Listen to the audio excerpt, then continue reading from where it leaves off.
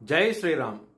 2022 నుంచి 2025 మే వరకు మొత్తం 16 ప్రిడిక్షన్స్ అనేవి ప్రూవన్ అయ్యాయి.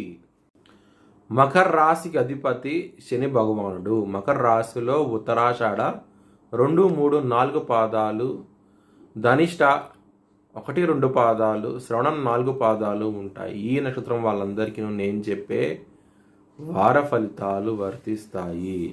ఈ వారంలో లగ్నాధిపతి అయిన శని 3వ స్థానంలో ఉన్నారు, శుక్రుడితో కలిసి ఉన్నారు. దాని మూలంగా చాలా మంచి ఫలితాలంటూ ఉంటాయి, చాలా ఆనందంగా ఉంటారు. 2వ స్థానంలో రాహువు ఉన్నారు.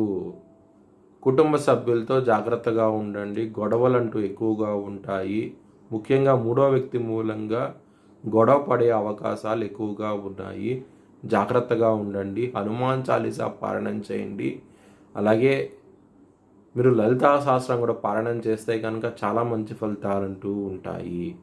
7వ స్థానంలో కుజుడు నీచబడి ఉన్నాడు, బలం తక్కువగా ఉన్నాడు. లైఫ్ పార్ట్నర్తో ముఖ్యంగా డబ్బు విషయంతో గొడవలు అనేవి అధికంగా ఉంటాయి. కొంచెం జాగ్రత్తగా ఉండండి. సుబ్రహ్మణ్య అష్టకాన్ని చదువుకోండి, చాలా చాలా మంచి ఫలితాలంటూ ఉంటాయి. చిన్న సమస్య పెద్ద సమస్యగా అవుతుంది, కొంచెం జాగ్రత్తగా ఉండండి. అష్టమాధిపతి అయిన సూర్యుడు వృషభ రాశిలో ఉన్నారు. శని దృష్టి సూర్యుడి మీద ఉన్నది. హెల్త్ పరంగా జాగ్రత్తగా ఉండండి, ఇబ్బందులు ఉంటాయి. అలాగే బుధుడు కూడా అష్టమ స్థానంలో అధిపతి అయిన సూర్యుడితో కలిసి ఉన్నారు. కొంచెం జాగ్రత్తగా ఉండండి.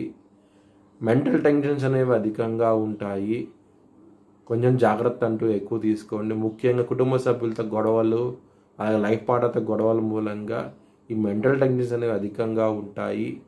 విష్ణు సహస్రనామం పారాయణం చేస్తే కనుక ఈ మెంటల్ టెన్షన్స్ అనేవి తగ్గి మంచి ఫలితాలంటూ ఉంటాయి.